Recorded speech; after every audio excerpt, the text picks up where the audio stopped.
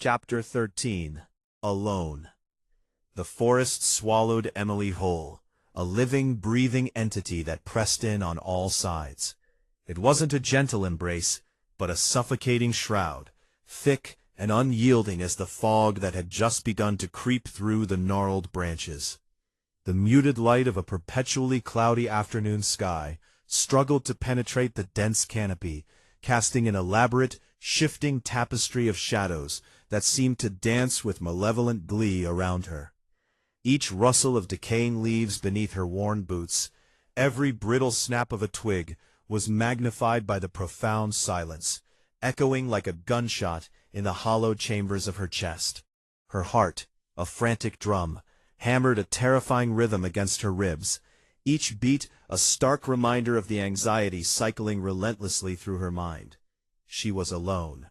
Utterly, terribly alone, in this primeval wilderness, where the trees seemed to watch, ancient and unblinking. Yet amidst the gnawing terror, there was a core of unyielding resolve that pulsed within her, a defiant spark in the encroaching darkness. The icy tendrils of fear, sharp and cold, had long since gripped her, not just from the chill that permeated the autumn air, but from a deeper, more profound dread. She knew with a certainty that threatened to shatter her composure, that somewhere in this same brooding expanse, Jake, her Jake, was in danger, and the thought of that, the stark image of him suffering, was a force more potent than any fear. "I can do this for Jake," she whispered, her voice a reedy tremor that barely disturbed the air, swallowed almost immediately by the vastness surrounding her. It was a mantra, a desperate plea to herself, a fragile shield against the encroaching despair. Her hands, calloused from weeks of survival, clenched into tight fists, the nails digging crescent moons into her palms. The pain was a grounding sensation, a small, controllable anchor in a sea of chaos. She knelt, ignoring the dampness of the earth seeping through her torn trousers, and meticulously set down the contraption she had spent hours fashioning. It was a crude, brutal thing, cobbled together from scraps she'd scavenged from abandoned logging trails and derelict hunting camps. A rusted metal grate bent into a spring-loaded jaw, secured with a complex knot of rough, fraying rope. It was an intricate concoction, designed with a singular, desperate purpose: to ensnare the killer, should he dare reveal his grotesque presence. Her fingers, though trembling, moved with practiced precision, looping the rope, testing the tension, a testament to a resilience forged in unimaginable circumstances. Each click, each slide of metal was a prayer, a desperate hope. Every second stretched, distended, each one heavy with an anticipation that twisted her stomach into agonizing knots. The air grew thicker, cooler, carrying the scent of damp earth and decaying leaves, a morbid perfume that clung to her skin. Time, a cruel master, seemed to slip away, blurring into an indistinct haze as Emily's thoughts raced, tumbling over one another like stones down a steep ravine. Doubt, that insidious, uninvited guest, began to creep into the sanctity of her resolve. Its whispers cold and sharp. "You are foolish," it hissed, "foolish to think you can face such darkness alone. You are just a girl, insignificant, weak." Her jaw clenched, the muscle throbbing. "Focus," she muttered, her voice harsher this time, laced with a venom she usually reserved for the creature hunting them. "You're not alone. You're never alone." The words were for herself, a desperate incantation against the void. She pictured Jake's face, etched in worry and resolute hope. He was her anchor, her strength. He had always been there. He would be there again. She wasn't fighting for just herself. She was fighting for Jake, for friendship, for a flicker of light in this oppressive dark. The stillness of the forest, already profound, deepened to an almost unbearable silence, a taut string pulled to its breaking point. Just as Emily felt her own mind might snap under the pressure, it happened. A sharp, metallic clang. The sound pierced the quiet, breaking the silence with the force of a bone snapping, raw and brutal. It reverberated through the trees, a shockwave through the oppressive air. Her heart, already a frantic bird in a cage, now hammered with a desperate, dizzying rhythm, sinking with the fading echo. Her breath stilled in her throat, caught somewhere between a gasp of hope and a cry of terror. She approached the source of the noise, each step hesitant, a prayer and a curse on her lips. The air around the snapped trap seemed to hum with a predatory energy. But as her eyes finally fell upon it, the hope withered. The trap was empty. It lay there, a tangle of rusted metal and rope, a mocking reminder of her naivety, her isolation, her fragile plans. A bitter laugh, edged with despair, threatened to bubble up. Foolish, the voice of doubt hissed again, louder this time. She dropped to her knees, staring at the inert mechanism, a profound weariness settling over her. "Come on, where are you?" she whispered, her voice barely audible, a desperate plea lost to the indifferent trees. It was a challenge, a desperate cry into the void, to the unseen monster, to the cruel fate that toyed with her. Before she could spiral deeper into the crushing despair, before the silence could once again fully claim the forest, a flicker of shadows danced above her. Not the natural play of light and leaf, but something deliberate, something wrong. A guttural thrill snaked its way up her spine, raising the fine hairs on her neck. Then, without warning, a chilling voice, smooth as polished obsidian, licked at her ears. "Hello." Emily's breath caught, a cold knot forming in her throat.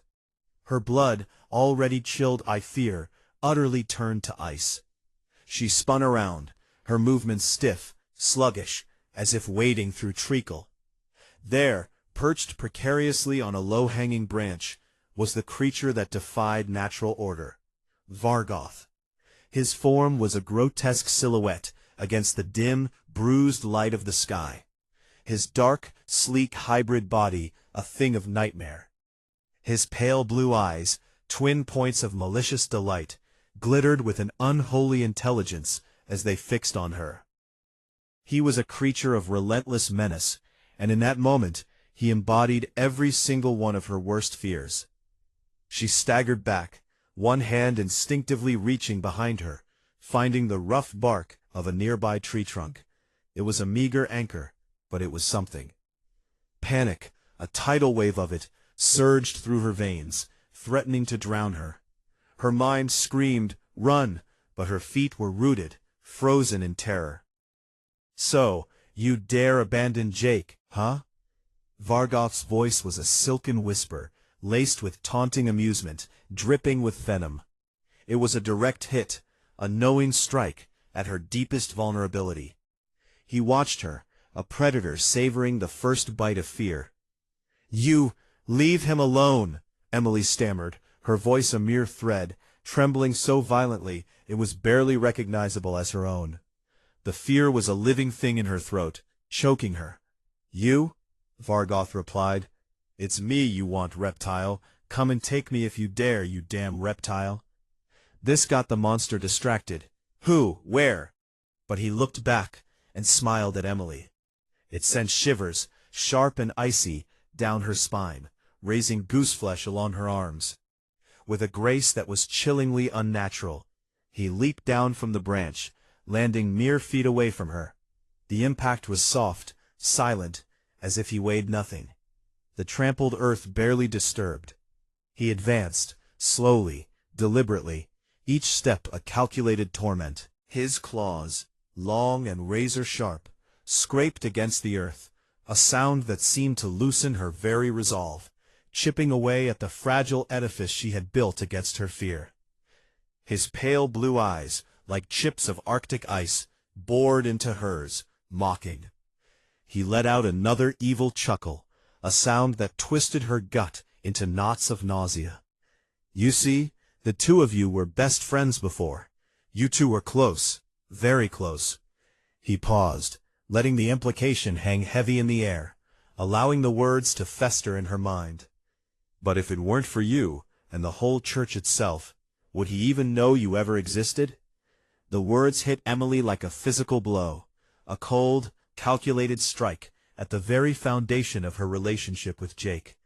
It was a truth, twisted and distorted, that struck a raw nerve. But instead of breaking her, something snapped. The gnawing fear, the creeping doubt, coalesced into a molten core of pure, unadulterated rage. The fire of determination, once a flickering ember, ignited within her, burning away the last vestiges of her terror. Her fists clenched even tighter, nails biting deep. "I would never abandon my poor friend," Emily screamed. Her voice, though raw, now held a defiant strength she hadn't known she possessed. It was a roar of loyalty, a declaration of unshakable bond. Vargoth's casual, taunting demeanor vanished, replaced by an expression of pure, unbridled rage. His sleek face twisted into a mask of bestial fury, his pale blue eyes narrowing to malevolent slits. "Such foolish loyalty will be your downfall," he snarled, the words guttural, devoid of the earlier amusement. With that, he lunged toward her, a blur of darkness and claws, a silent, deadly projectile. Emily's instincts, sharpened by months of terror, kicked in. She spun, a desperate, clumsy attempt to flee, to duck beneath his predatory reach, but she was too slow. Even as she turned, the beast's claws, like obsidian razors, caught her arm. A searing pain shot through her, a hot, wet tearing sensation. The force of the blow, coupled with her own momentum, sent her tumbling. The ground beneath her vanished. She was hurtling down a steep, unseen incline, a chaotic descent into darkness. The world spun madly around her, a dizzying kaleidoscope of tangled roots, blurred earth, and fleeting glimpses of the darkening sky. A sharp crack echoed as her head struck something hard. Pain exploded behind her eyes, brilliant and blinding. Then the world tilted, fragmented, and darkness, thick and suffocating, consumed her. Emily passed out, her body aching, her mind succumbing to the suffocating silence of the forest. She lay motionless on the cold, damp ground, a crumpled form amidst the decaying leaves. The chill in her bones, a deep, pervasive cold, now matched the frantic, slowing thud of her heart, a pulse that seemed to drown out the very whispers of the ancient trees around her. Just as her consciousness began to ebb, a new sound, chilling and sinuous, reached her ears. "My, isn't she cute?" a sinister voice crooned, drawing nearer, closer, right above her. Vargoth. He loomed over her, a grotesque silhouette against the dim, bruised light, his diabolical grin a mask of satisfaction. Emily's heart, though muffled by the veil of unconsciousness, still raced with a primal terror that seeped into her very bones. As he leaned down, a wave of dread, cold and absolute, paralyzed her, rooting her to a place beyond fear. A sickening crack pierced the air, an unnatural, horrifying sound, as he twisted his neck, his head tilting to an impossible angle, preparing for the final, mercifully swift blow. His pale blue eyes glittered, devoid of a shred of mercy. In that precise, agonizing moment, just as Vargoth's clawed hand began to descend, a powerful sound sliced through the suffocating tension. The flicker of small light, ripped through the quiet. It was a sound of raw, untamed fury, echoing through the hollows of the forest, from the swirling shadows that still clung like wraiths to the deeper woods. Emily's butterfly, Lyrael, charged. She launched itself at Vargoth, a guided missile of teeth and claws. "Get your claws away from my friend," Lyrael shouted. Her sharp claws clawed right on Vargoth's right eye. The monster howled in agony, a guttural scream of pain and rage that tore through the fog-laden air, reverberating through the trees like a twisted, unholy siren. Blood, dark and viscous, streamed from the ruined socket, painting his grotesque face in macabre streaks. When Vargoth, blinded by pain and fury, struck with an aggressive swipe of his claws, Lyrael, remarkably agile, skillfully evaded the blow. It darted to the side, maintaining a low, coiled posture, its fur bristling along its spine, a clear, stark indication of its unbreakable resolve. The enraged Vargoth roared again, a monstrous echoing sound, his dark form darting to meet the unexpected interloper, no longer focused on Emily. In a blur of motion, Lirael and the beast vanished into the depths of the fog, their silhouettes melding into the mist as if swallowed by the very air. Only the grisly, sickening sounds of a brutal struggle, snarls, growls, the wet tearing of flesh, and the sharp crack of bone reverberated through the ancient, indifferent trees. Emily remained sprawled on the forest floor, the sudden, violent chaos stirring her from the depths of unconsciousness. Her senses awakened sluggishly, a painful, jumbled return to the waking world. Her head throbbed, her arm burned, but her heart, though still a frantic drum, now hammered with a renewed urgency, a spark of life rekindled. Every fiber of her being screamed at her to move, to get up, to help, to simply do something.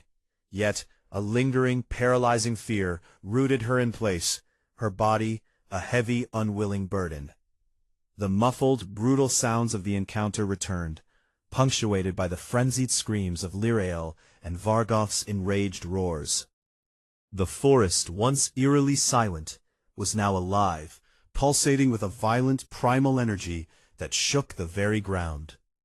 With a desperate surge of willpower, a fierce protective instinct overriding her pain, Emily pushed herself up from the cold, damp earth.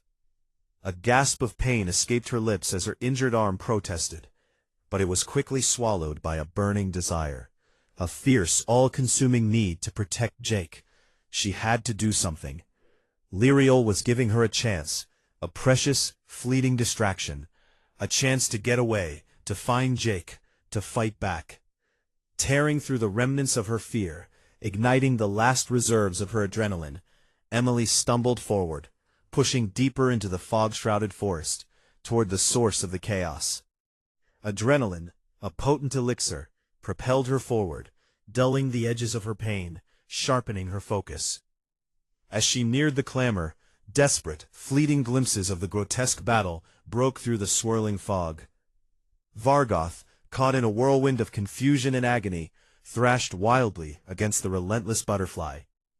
His claws swiped wide, cutting through the mist, leaving trails in the heavy air. Dark, viscous blood, Vargoth's blood, spilled into the damp underbrush in a gruesome, horrifying display of violence, painting the fallen leaves a darker, more sinister hue. In the dim, spectral light that struggled to penetrate the mist, a glint caught Emily's eye. A flash of rusted metal, half buried, half gleaming. It was the trap she had set earlier, her crude makeshift weapon, now mere feet away, wedged firmly in the twisted, ancient roots of the gnarled ancient tree. Without even a second thought, without a flicker of hesitation, she lunged for it. Her heart thundered in her chest, a frantic warning, a desperate call to action. The butterfly, brave and fierce, was struggling now, her form losing ground against the monstrous foe, her screams laced with exhaustion. Emily knew, with a dreadful certainty, that she had to act quickly. Her chance, their chance, depended on it.